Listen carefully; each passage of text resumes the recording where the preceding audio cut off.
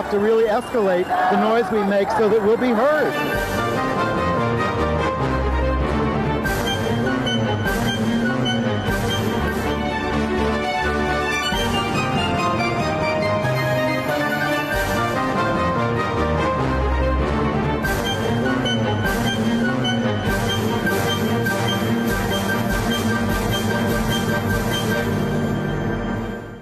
Gay USA on the cusp of Christopher Street Liberation Day. I'm Andy Hump.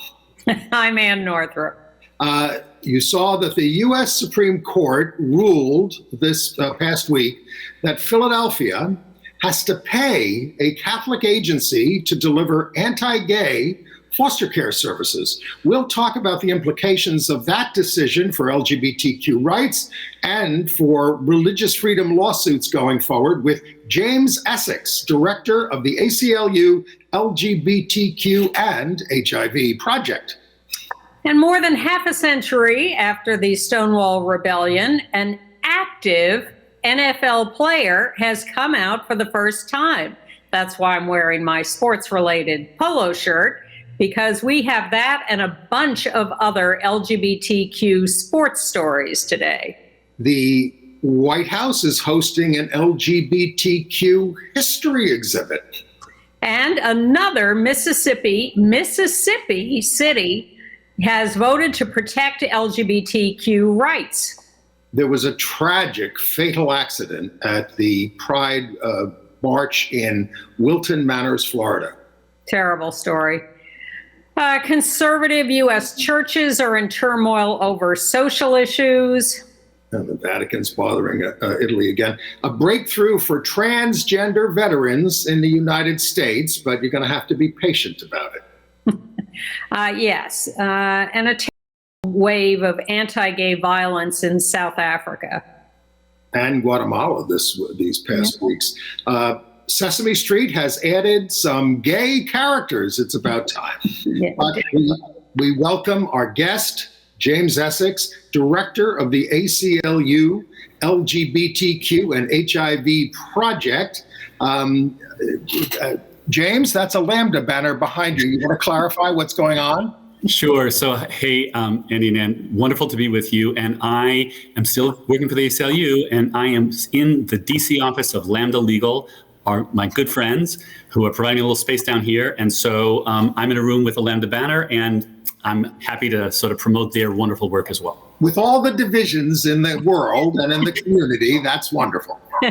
All right. So the case was Fulton v. City of Philadelphia, a woman who wanted to use Catholic social services to have foster care children, or she has in the past. Didn't like it that Catholic Social Services was being told by Philadelphia, you've got to comply with our anti-discrimination laws, including on LGBT, and the court ruled unanimously against her. And I just want to read the holding. No, in favor of her. I'm sorry, in favor of her, right, yeah. And against us. The refusal of Philadelphia to contract with Catholic Social Services for the provision of foster care services unless CSS agrees to certify same-sex couples as foster parents violates the free exercise clause of the First Amendment.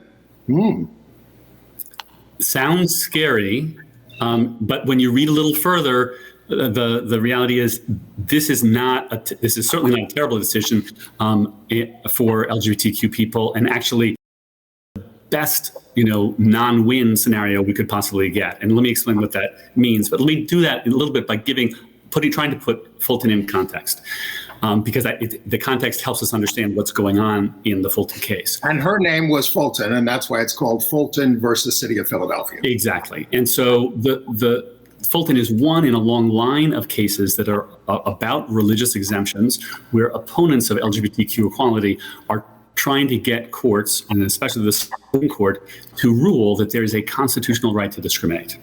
And we've said for many years, Catholic Services has a right to conduct its own foster care and adoption work any way they want. But the argument is, does the city, with a non-discrimination rule, have to hire them to work for them when they discriminate like this?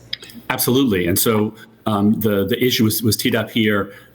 Does the does this Catholic social services foster care agency have a constitutional right not just to discriminate, but to get a government contract and then change the terms of the government contract because it has a religious objection to some of those terms. And it wants to be able to do the government's work with the government's money, but to discriminate in the process in a way that, quite frankly, the city itself couldn't discriminate if it was doing the work itself.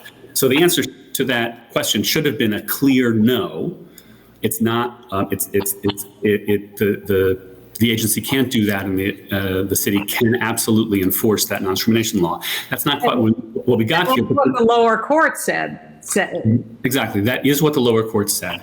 And this case was one of a series of cases where our opponents are trying to get this ruling that there's a constitutional right to discriminate.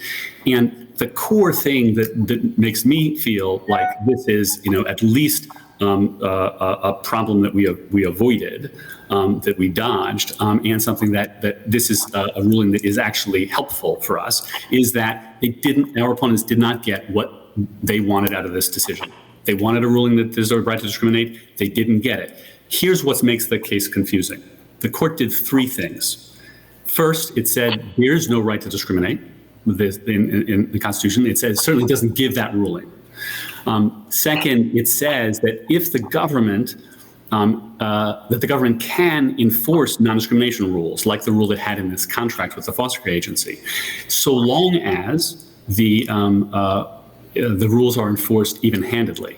But then it said the rule in this case, in this contract, was not an even discrimination rule. Why?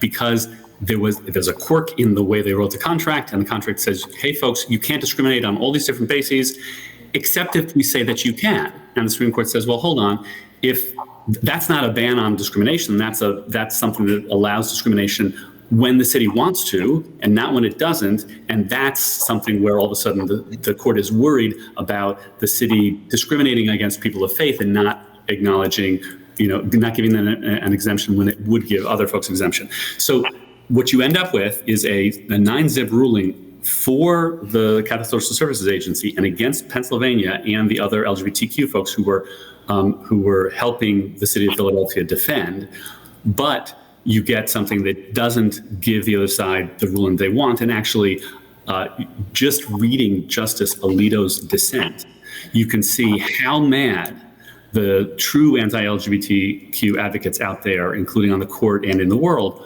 are about the majority opinion, because they're like, this is something that is going to last 5 minutes, maybe. Well, Alito said, it's not worth the paper it's printed on. All Philadelphia has to do now is end all exemptions, and they can get rid of Catholic social services. Do you think that's even likely that Philadelphia will do that at this point? Well, so I don't know what Philadelphia is going to do and what the politics of that are. I do agree absolutely that Philadelphia has that option. Philadelphia can very easily simply change the terms of the non-discrimination rule in the contracts that it signs with all of the government contractors that it hires to do its work. And if it takes out this discretion thing where it says you can discriminate when we say you can, and just say you can't discriminate, then the Fulton decision no longer applies. And the court also seemed like, agitated. Hey, no gay couples have even gone to Catholic social services, and they go to these other agencies, so what's the problem? I mean, in New York, scores of religious agencies signed contracts with the city saying, oh, we won't discriminate, and we know them to be discriminatory organizations, anti-gay in many cases, but nobody ever takes them to task over it. But they sign a contract saying, we won't do it. And in this instance, this religious agency refused to sign that contract, which is where the lawsuit came from. But the court's actually wrong about the assertion that nobody was turned away. No same-sex couple was turned away from this agency, but there was another agency in Philadelphia that also was religiously affiliated and had said that it would refuse to certify as foster parents same-sex couples, and they did turn away a same-sex couple. But after the city found out about it and told them they needed to change their rules, they did. So this was actually a problem in the city of Philadelphia.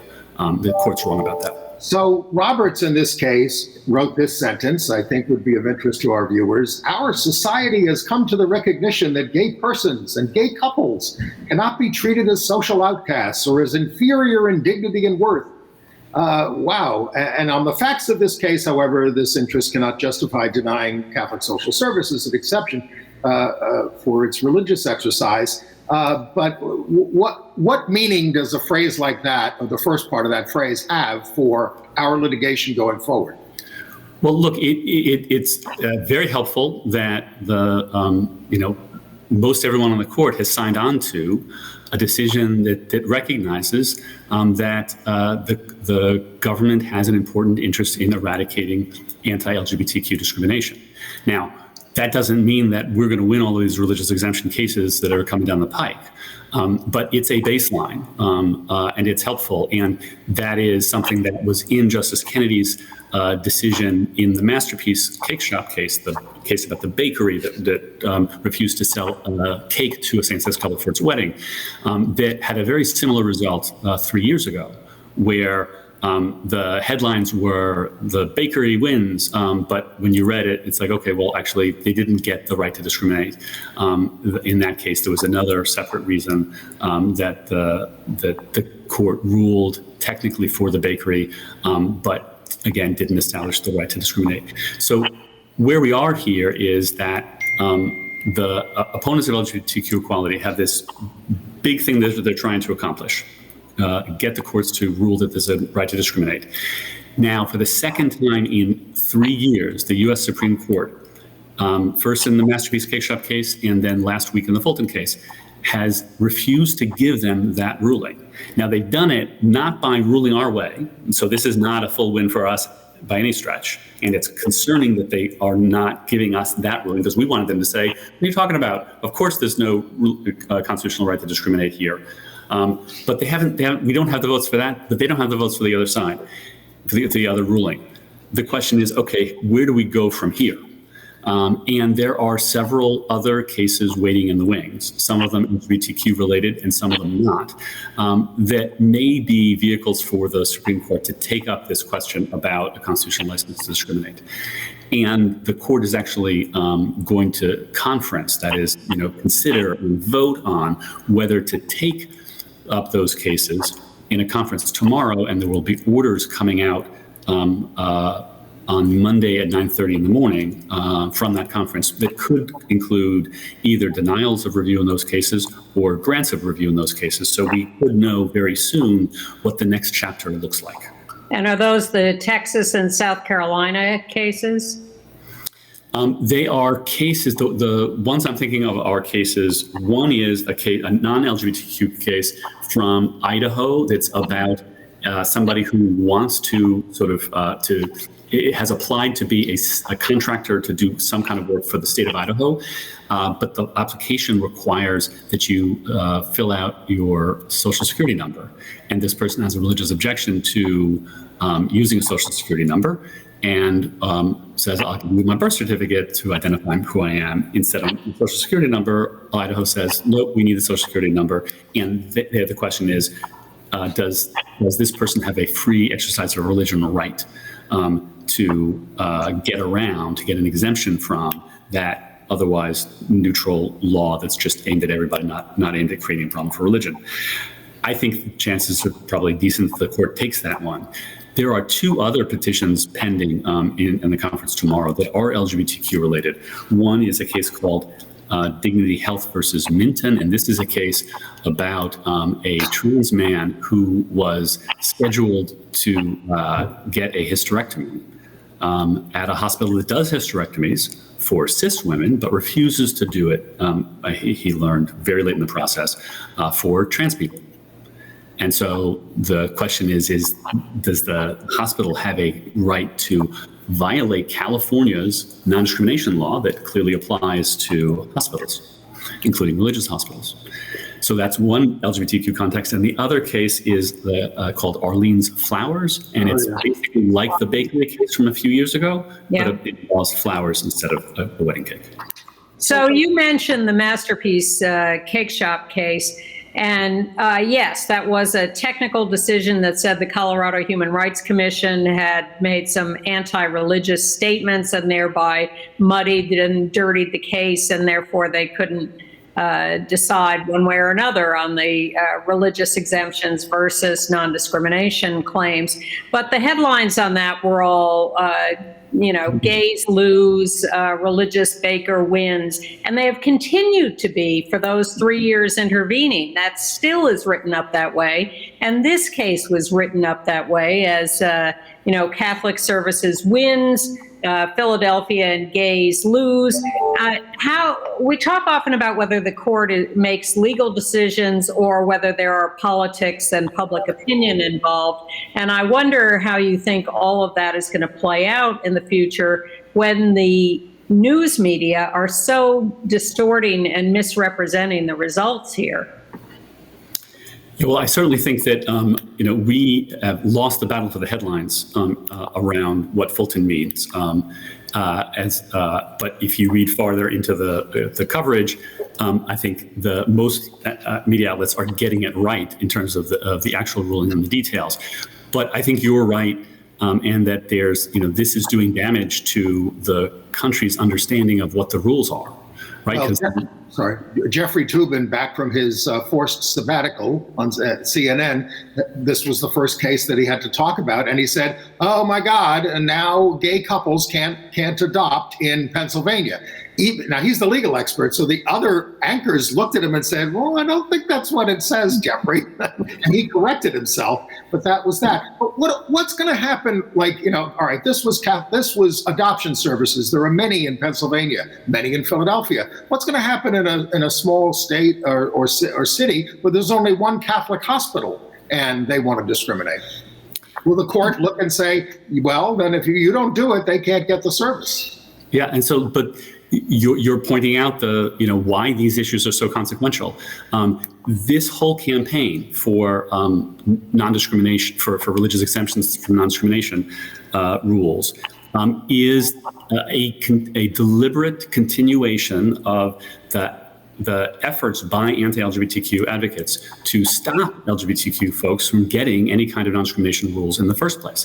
They didn't want us to get civil rights laws passed that cover us. They didn't want us to get the freedom to marry. They didn't want us to get rid of the express bans on adoption by LGBTQ people. And as we sort of have succeeded in getting some of those equality rules, they have gone from their plan A, which was to just stop that, to their plan B. And their plan B is to say, hey, if we have to live in a world that requires LGBTQ equality, we need some tool that's going to allow us to make sure that in as many contexts as possible, those rules don't apply to us.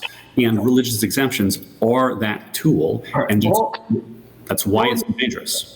All human rights laws have religious exemptions. The Catholic Church doesn't have to ordain women under the human rights laws, the local human rights laws. But they want further religious exemptions in the Equality Act, even some of the moderates. Is that under discussion in the community, and will it still be an Equality Act? What could be traded away in the Equality Act and it would still be an Equality Act? Yeah, so I'm definitely worried about a broadening of religious exemptions in the Equality Act, because this is, as I was saying, this is the other side's main sort of a tool to try to water down civil rights protections that we have.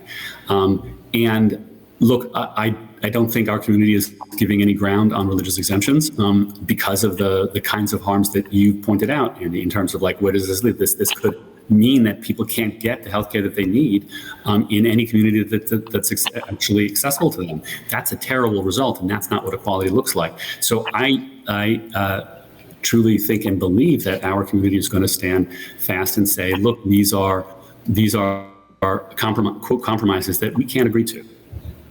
But I have to say that I am worried.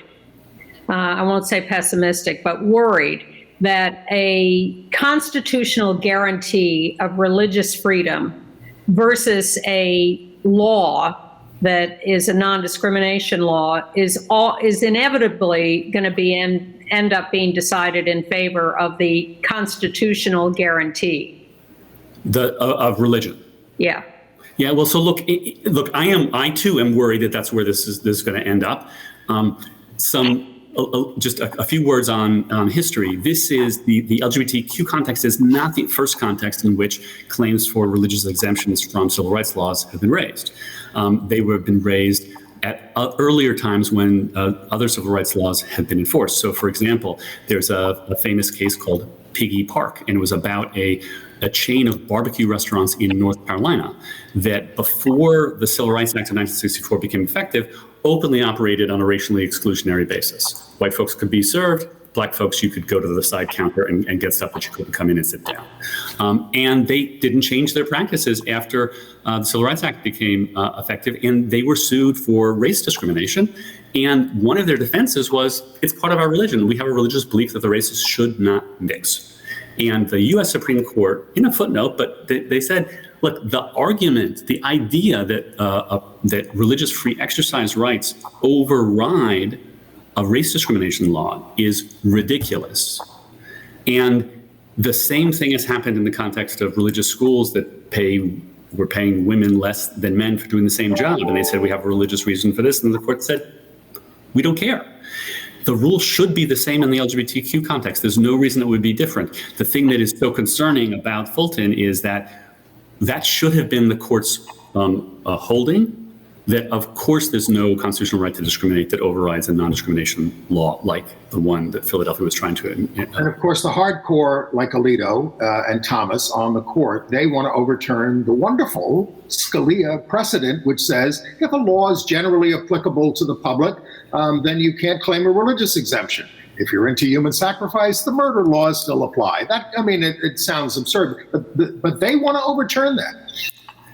They do, and many people saw the Fulton case as a vehicle for doing that. The court, I think Chief Justice Roberts assembled a majority to say, we're not going there. We don't have to go there because of this quirk in Philadelphia's contract. That is not an issue that's going to go away. I think there are several of the cases that I mentioned earlier are also cases where the question of this earlier decision in Employment Division versus Smith will be up for grabs, and that's something that doesn't just affect LGBTQ people and our civil rights laws. It could have changing the Smith standard could have a much broader implication and set of applications to civil rights law for everybody, but also every kind of regulation that there is in our society. So let me suggest that given those precedents you've cited about race and gender and religious exemptions not being recognized for those kinds of discrimination, that we are at a point in history where we are trying to get on that same footing, but we are not there yet. And you have only to look at the marriage cases to find that even the majority legalizing same-sex marriage allowed for objections to same-sex marriage as legitimate, and that we need to get to a point where, people, the religious right, whomever, claim that it is insane to call them bigots for discriminating against us. And we actually need to get to the point where people understand that discriminating against us is bigotry, and that we should not be afraid to call that out. And that is the way we win these cases against claims of religious exemptions. And you're totally right. We are collectively, our entire movement, are in the process of building within the culture a norm of non-discrimination against LGBTQ people. And that norm is not nearly as strong as it needs to be. It's not nearly as strong yet as other kinds of non-discrimination norms are in our society. As we build that, claims for religious exemptions are going to seem more like discrimination and less like religious freedom. The problem is right now, people see claims by a Catholic hospital that they don't want to provide health care to trans people as religion and not discrimination, when we see it as it is discrimination because it's based on people's religious beliefs, but it is causing harm to third parties. And that's discrimination. So we're not there yet, but that is the fight that we're involved in. And what's important here is that people understand that these cases really are about trying to get a right to discriminate and not about religious freedom, because they are an extension of the same advocacy by the same organizations trying to stop LGBTQ equality measures from advancing. This is just the new version of it, and it's prettied up with religious freedom all over it. But that's what's going on. Meanwhile, the Colorado baker, Jack Phillips, I apologize. He's a baker. I call him Jack the baker. He was fined. He's in the Masterpiece cake shop case. He was fined for refusing to make a transgender transition cake.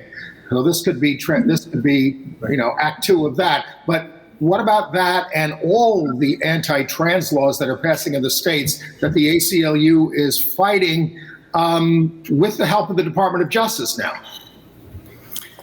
Yeah, so look, on the new Masterpiece cake shop case, Scandina, I think is the name of the case.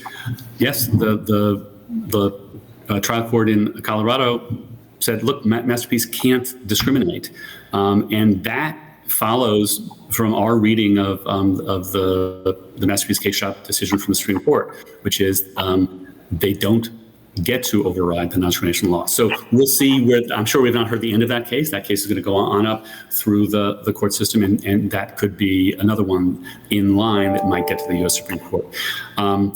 The last thing, you mentioned the lawsuits that we have against several of the anti-trans laws in the states. We and Lambda Legal, all partners, have sued the state of West Virginia over its ban on trans girls and women in sports. And we've also sued, just the ACLU on its own, with Sullivan and Stonewall law firm, the state of Arkansas over its ban on gender-affirming care. And in both of those cases, the United States Department of Justice has, as you mentioned, filed a statement, what's called a statement of interest. It has filed a brief supporting the claims by trans folks that both of these measures in both West Virginia and Arkansas violate the Constitution, violate federal statutes. That's a big deal to have the government on our side. Well, it's a nice change. Yes. So we're on this long road. I've always thought we are privileged to live in this time and be part of this fight and watch all this develop. We have a long way to go, but it is you and your colleagues who are really driving this, and we appreciate all the work you're doing, and thank you for coming to talk to us about it today. And again, that is James Esseks, director of the ACLU's LGBTQ and HIV Project, not from Lambda Legal, but we love Lambda Legal as well. Yes. And you can learn about, we've got your URL there, aclu.org, if you want to learn more about the project. Thank you very much. It's wonderful to be with you. Great. Thank you. Thanks, James. Bye. Good luck. On to sports news. And now from the sports desk. Well, I mean, the big news this week, of course, was the National Football League has its first active player who's actually been on the field in an NFL game. Carl Nassib, and maybe Nassib. Oh, excuse me, Nassib. He's a defensive end with the Las Vegas Raiders. Came out on Instagram, and I loved his Instagram post. So why don't we roll the videotape? What's up, people? I'm Carl Nassib. I'm at my house here in Westchester, Pennsylvania. Just want to take a quick moment to say that I'm gay. I've been meaning to do this for a while now, but I finally feel comfortable enough to get it off my chest. I really have the best life. I got the best family, friends, and job a guy could ask for. I'm a pretty private person, so I hope you guys know that I'm really not doing this for attention. I just think that representation and visibility are so important. I actually hope that one day videos like this and the whole coming out process are just not necessary. But But until then, I'm going to do my best and do my part to cultivate a culture that's accepting, that's compassionate, and I'm going to start by donating $100,000 to the Trevor Project. They're an incredible organization. They're the #1 suicide prevention service for LGBTQ youth in America, and they're truly doing incredible things. And I'm very excited to be a part of it, to help in any way that I can. And I'm really pumped to see what the future holds. That's all I have for you guys. I hope you have a great day. Work hard. Well, thank you. He agonized over that for 15 years, he said. Well, and he's 28, so that's since he was 13 years old, which I think we can all identify with. Now, Carl is 6'7", is a defensive lineman, was a big star at Penn State after being a walk-on to the team, ended up being the Big Ten Defensive Lineman of the Year, an All-American, a really good player. Played he's a 5-year veteran, also played with the Cleveland Browns and the Tampa Bay Buccaneers. Got a lot of support from his players and the NFL. The NFL matched his donation to the Trevor Project, Right. $100,000. How about $1 million? But all right, we'll take it. He's under contract through 2022. He played college ball at Penn State, and he's on a 3-year, $25 million contract. Roger Goodell, who is the commissioner, said he's proud of him and hopes that, again, as we march towards full equality for the LGBTQ community, we've got the NFL on our side, apparently. Well, look, his statement is wonderful. And very matter of fact, which I thought was terrific. And he is getting unanimous support at this point. We'll see what happens when he gets out on the field. But I really have a sense that we have now reached a point in 2021 where things have changed, and I can see him getting support, and I can see more people coming out in the NFL. You may be a little confused because Michael Sam was out 7 years ago, but he never actually played an NFL game. He came out while he was still in college. He was drafted by NFL teams and went to a couple of them, but never ended up playing in the regular season. And then we had Jason Collins, who played briefly in the NBA after he was out. But this is a big deal to have an active NFL player come out, and yeah, I think it's good. Jason Collins didn't exactly trigger an avalanche of basketball players coming out, nor some of these big soccer stars coming out. But let's not forget Dave Cope back in 1975, after his playing days, the first NFL pro to come out. He turned 79 on Monday. Happy birthday, Dave. By the way, Carl's brother, Ryan, was a backup quarterback for the New York Giants. But Carl appeared, for those of you not into sports, he appeared on this HBO series, Carl, Hard Knocks, where he famously offered financial advice to his teammates. Well, that is a football series. It followed a team. But yeah, that was very cool. All right, so this is not the only sports story this week. We have a ton of them. Starting with Sha'Carri Richardson, 21 years old, who won the 100-yard dash in the U.S.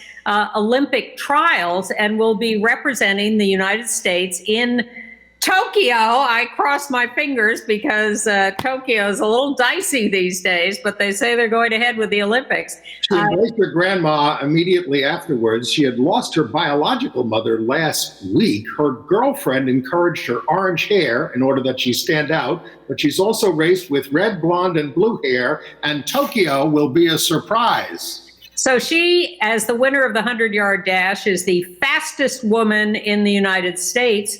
And if she wins in Tokyo, she'll be the fastest woman in the world. 10.86 seconds for her 100-meter. The Mets had their Pride Night on June 25th at Citi Field, but now we're on to... wait a second. Also on the U.S. Olympic team is trans woman Chelsea Wolfe, who is a BMX rider, which is a sort of dirt bike kind of thing, an alternate on the team, so may or may not get to compete in the Olympics, but is on the team as an out trans woman. And trans weightlifter Laurel Hubbard, 43 years old, will definitely be the first trans athlete to compete in the Olympics. From New Zealand, says she's grateful and humbled also the fourth oldest weightlifter in the Olympics. She's in the super heavyweight category in Tokyo. She won the silver at the 2017 World Championships. Olympic guidelines require trans women to have a total testosterone level in serum below 10 nanomoles per liter for 12 months. So there are standards here. You can't just declare yourself a woman and go compete with the women. No, and she meets those standards and has for years. Now, currently in Europe, they're playing the Euro Cup soccer tournament, which is a very big deal, second only to the World Cup. And there is a dispute because the mayor of Munich, Germany, wants to light up his stadium where Germany is playing a game against Hungary in rainbow colors to object to Hungary's anti-LGBTQ standards these days. It's no promo homo law, and it's President Viktor Orban who is such a bigot. But the ruling body of European soccer is refusing to let the mayor of Munich do that. And soccer stadiums around Europe and cities around Europe are going to light themselves up in rainbow colors to object to this decision and to support the Munich mayor's desire to support the LGBTQ community. But that same ruling body is allowing German goalkeeper Manuel Neuer, who's been wearing a rainbow armband in honor of Pride Month. The EU Football Association looked into whether it violated the rules. You're not allowed to make on-field political statements. They don't want any swastikas out there. But they said it stood for diversity and was a good cause. So he's allowed to.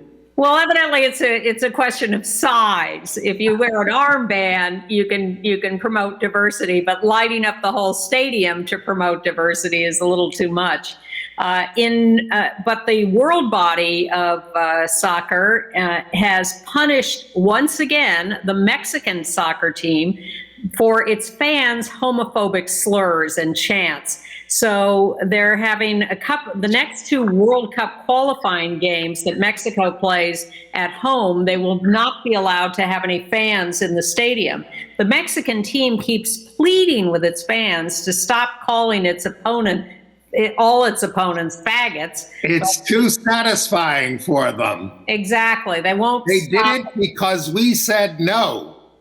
Well, predictably, I'm sure. It would be nice if there were another way to talk them out of it, but the fans are standing firm in their bigotry, so they won't be allowed to come to the games. In better news, international soccer star Kumi Yokoyama, 27, has come out as a trans man. One of Japan's most recognized soccer players didn't feel safe to come out until they were in America. They currently play for the Washington Spirit in the NWSL. Transitioning for years, the coach said, "We have no time for hate. We only have time for love." Their girlfriend encouraged them to come out. And as James Esseks mentioned, the Departments of Justice and Education in the Biden administration are supporting Becky Pepper Jackson, 11 years old from West Virginia, in her lawsuit to run cross country as a trans girl. They're making a Title IX argument, so we will keep following that. It's great to have the Biden administration doing that. And it's great to have the governor of Louisiana, John Bel Edwards, veto the anti-trans sports bill. So that's a great step forward. We're not done with sports. Ann and I, of course, killed our weekend watching the U.S. Open men's golf tournament. There was a person who ran onto the course with a rainbow cape, took two shots with what is reported to be a good swing, then performed a dance, ran away, got tackled, arrested, no charges filed. He's been identified as a guy named Connor Murphy, who showed up for a Monday qualifier on the tour once, high on psychedelics.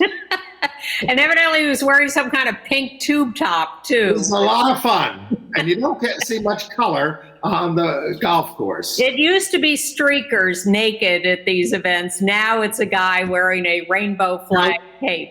Didn't this unnerve Bryson DeChambeau, the former champ, or something? Anyway, whatever. All right. You're making that up. No, I think they talked about it at the press conference. Well, a lot of things deserve upset Bryson. The winner was John Rahm, the first player from Spain to win. He's only 26 years old, and he had to drop out of a tournament 2 weeks ago because he was diagnosed with COVID. Yes, exactly. Even though he did get a vaccine, but he didn't wait 14 days for it to kick in. All right. Well, we are also happy that the White House is celebrating Pride this month in various ways, but now they've put up an LGBTQ plus history exhibit inside the White House. You can see the various rainbow lighting effects on the corridor there. And they are having a Pride reception there in Washington.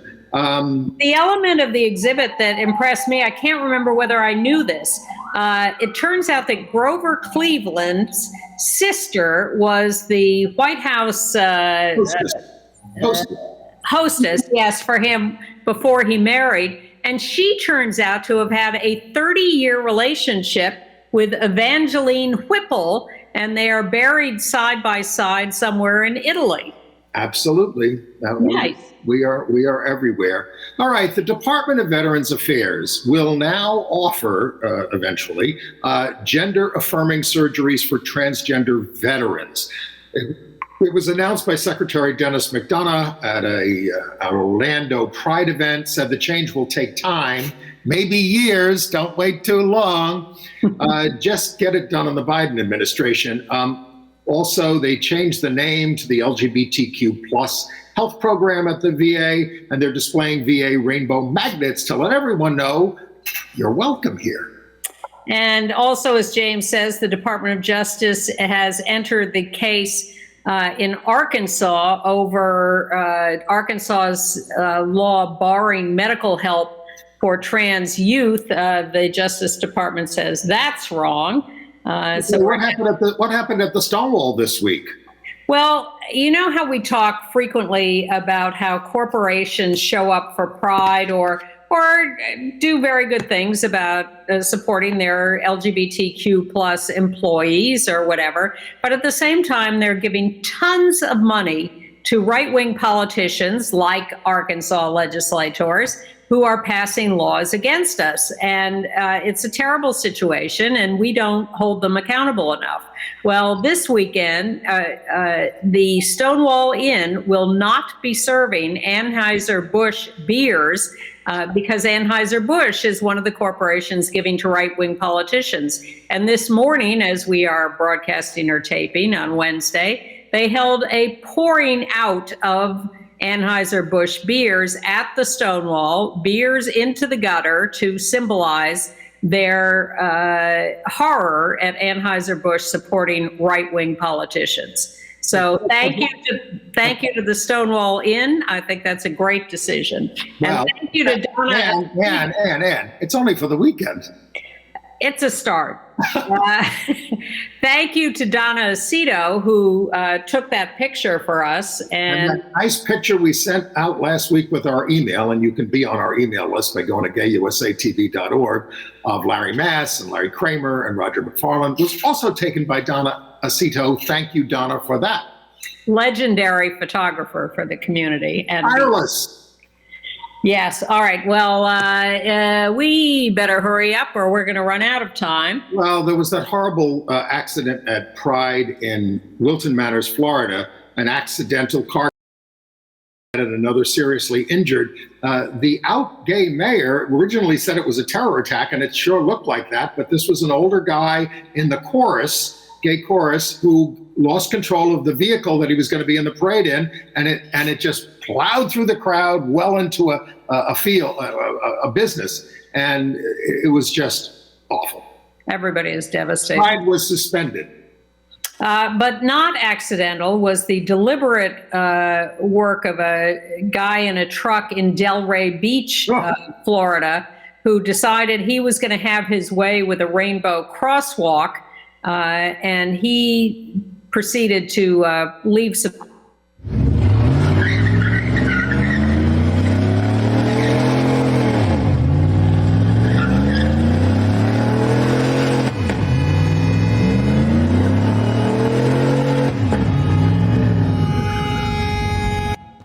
That's a Trump flag on the back of his pickup truck. Did it in honor of Donald's birthday, and he may be prosecuted under the new Florida law against vandalism at demonstrations. Which was passed to get BLM protesters, but is going to be used against him.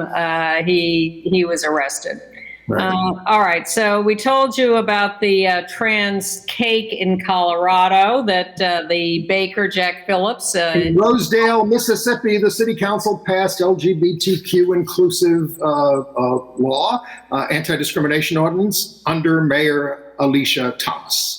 In Atlanta, Georgia, the mayor has signed a law mandating 100 gender-neutral bathrooms. Now, frankly, that could you could use all those up in the airport and the stadium, but that's a start too.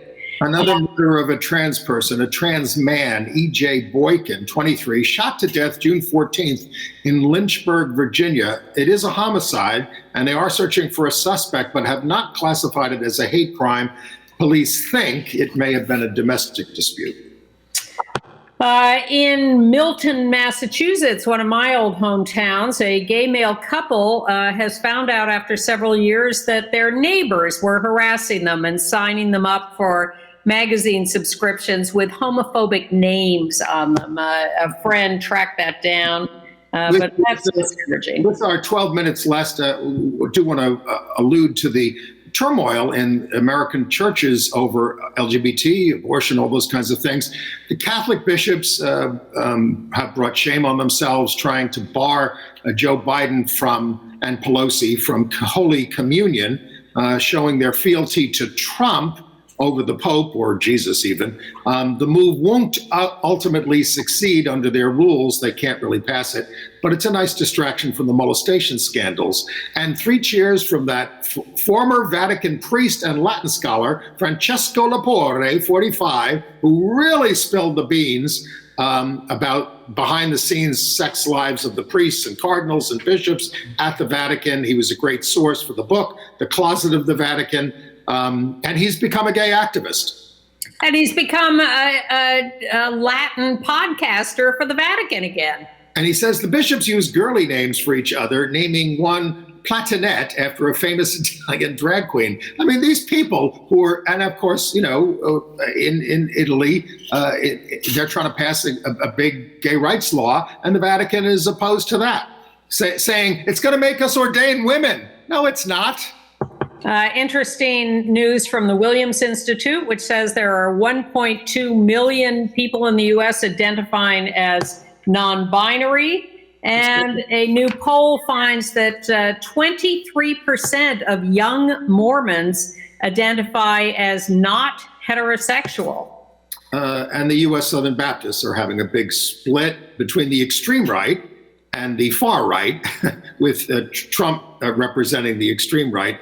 But they managed to elect a slightly less conservative Ed Litton as their leader. The extreme right worries about the drift on race, gender, and strict authority of their Bible. As statues are coming down and places are being renamed, Morris Garden in the Bronx is going to be renamed for the legendary Mabel Hampton. You want to read some of her? Yeah, she was a lesbian activist and dancer during the Harlem Renaissance, lived from 1902 to 1989, very prominently featured by Sage. She lived with her longtime partner, Lillian Foster, in the Bronx and was Grand Marshal of the New York City Pride in '85. She was given the Lifetime Achievement Award of the National Coalition of Black Lesbians and Gays. We love Mabel.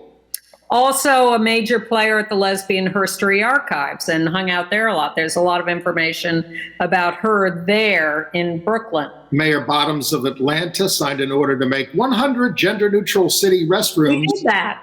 We did that. All right. Big time. Move on to international news. And we're not going to tell you about the New York primaries because we don't know what happened. No.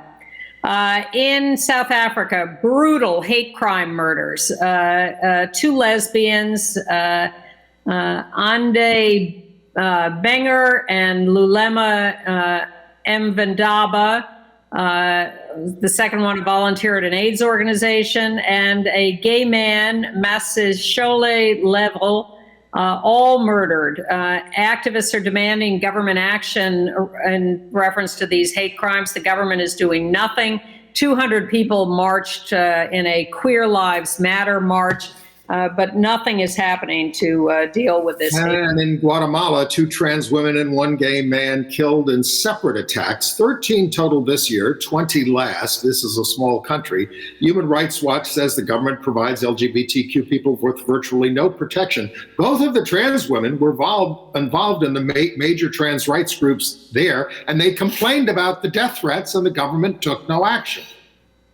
In Poland, where the LGBTQ community is under horrible attack from the government, thousands showed up to march for a Warsaw Equality Parade, including the mayor of Warsaw and representatives of 14 other countries, including the U.S. So they're fighting back. The U.S. charge d'affaires tweeted, "Choose love, not hate." By the way, parenthetically, lesbian writer Masha Gessen in The New Yorker, herself Russian, said Biden got rolled by Putin, but maybe better than licking Putin's boots as Trump did. In Mexico, 2 trans women have been chosen for the lower house of the Congress. Maria Clemente Garcia, Salma Lubano. They're both longtime activists, and they want jobs, they want affirmative action, they want to address poverty among the trans community, and they want non-discrimination laws. All right. In Israel, the foreign ministry raised a rainbow flag outside their Jerusalem headquarters, and of course the far-right parties freaked out about that. And interesting from Israel, it turns out that the most Google searches for conversion therapy are in Israel, followed by Costa Rica, New Zealand, Canada, and the US in 5th place. So Google has decided that when people search for conversion therapy online, they're going to offer ads for LGBTQ affirming organizations in those searches. All right. Hey, Sue? Sure. Well, Broadway Cares Equity Fights AIDS had their Broadway Bears Twerk from Home event. It raised almost $350,000 for the organization so far. You can watch the video online at broadwaycares.org/Bears2021, and we will link to it in our email in the culture section. Sesame Street. They have introduced a family with 2 gay dads on its Family Day episode last week. Nina introduces her brother and his husband, as well as their daughter, to Elmo and his friends. And this is, after all these years, a milestone for the show. Wow, after 150 years, Sesame Street finally includes a same-sex couple. Well, what about Bert and Ernie? Exactly. What about Bert and Ernie? We want to alert you that the Queen's World Film Festival on June 28th is going to be running Surviving the Silence, the great movie about Margaret Kammermeyer, but more about Patsy Thompson, who was a closeted lesbian in charge of discharging Margaret Kammermeyer, agonized over it, and eventually came out herself. So if you check out the Queen's World Film Festival. It's June 28th, and we will link to that in our email so that you can plug into it. And of course, I eventually hope that this gets seen on cable or streaming services. The untold story of 2 women in love who helped change military policy. And that, of course, includes Patsy Thompson's partner, wife, Barbara Brass. Now, it's going to be a busy weekend here in New York because the last weekend in June is the height of the Pride festivities. I know, I have to go rest up. And there may be stuff everywhere you are too, but if you are in the New York area, you're going to want to start with the drag march on Friday evening, which takes off from Tompkins Square Park at 8 p.m. The previous hour will be devoted to dressing up. So feel free to show up a little early there, but then they'll march from Tompkins Square Park over to Sheridan Square from east to west. Always a lot of fun, always very easy and casual and safe. highly recommend the Drag March. And then on Saturday, the Dyke March gathers at Bryant Park and takes off from there at 5 p.m. to go down Fifth Avenue to Washington Square Park. Bryant Park is at 6th Avenue and 41st Street, right behind the public library. Yep. Again, a very casual gathering.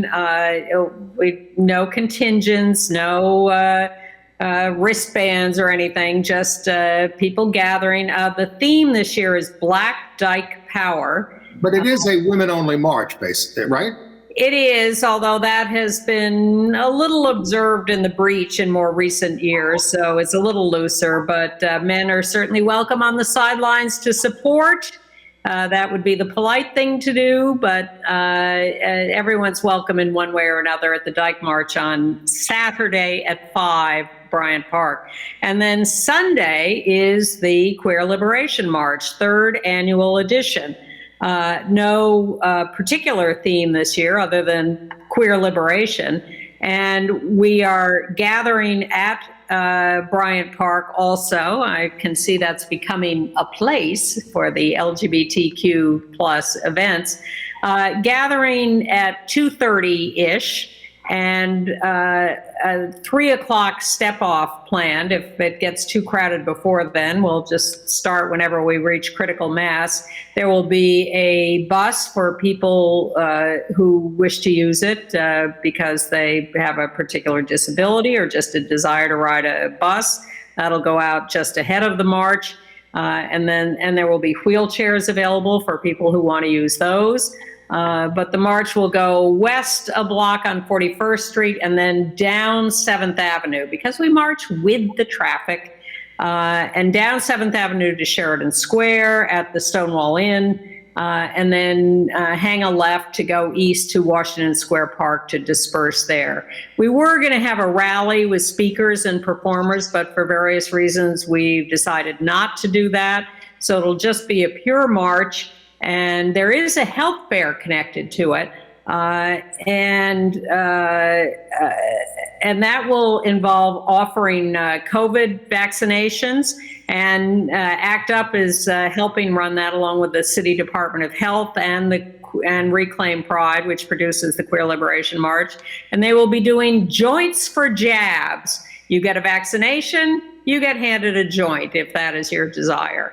Well, the first march went up to the Sheep Meadow in 1970, and they just had a gay in, but those were the hippie days. Yes. Well, this will be a sort of informal gay in. There are 3 of our Reclaim Pride members who held a press conference today to talk about the Joints for Jabs vaccination effort. So come join us on Sunday, get a COVID vaccine, get a joint, or just have protest in anger or joy at the Queer Liberation March. You don't have to smoke if you don't want to. Gave it up years ago. Well, and I never have because I'm, whatever I am. But I lived with people that did. Anyway, have a wonderful Pride Month. Enjoy the weekend. New York City Pride is doing some stuff too in the middle of the day. They are. They're having and that will be seen online, and they'll have a few hundred people in the street coming down Fifth Avenue earlier in the day. Thanks for being with us. We'll be back next week.